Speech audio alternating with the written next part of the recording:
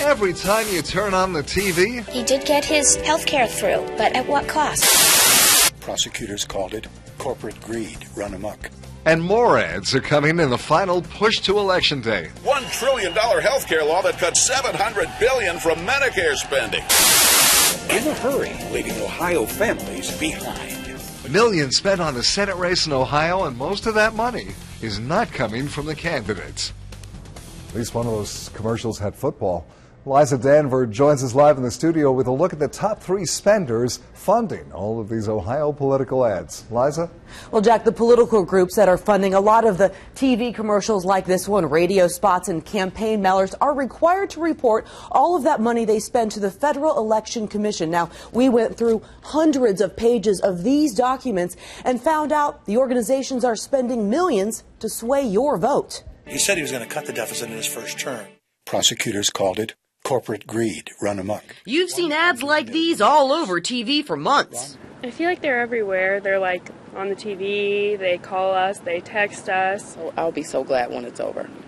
It's going to get worse before it gets better. Political groups are shelling out millions, encouraging you to vote against certain candidates.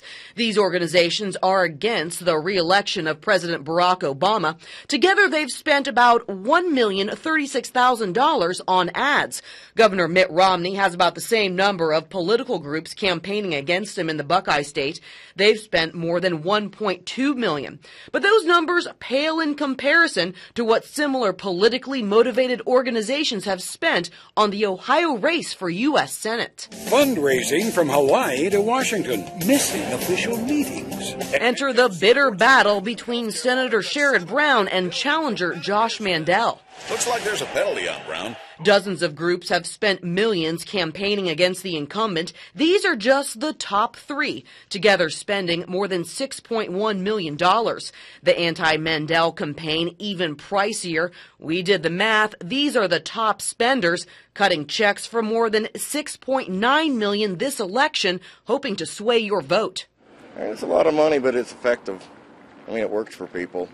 They make opinions by it, and they vote by it. I think that's too much because it gets annoying after a while because we're young, so like after you keep telling us stuff, we just stop listening after a while. So.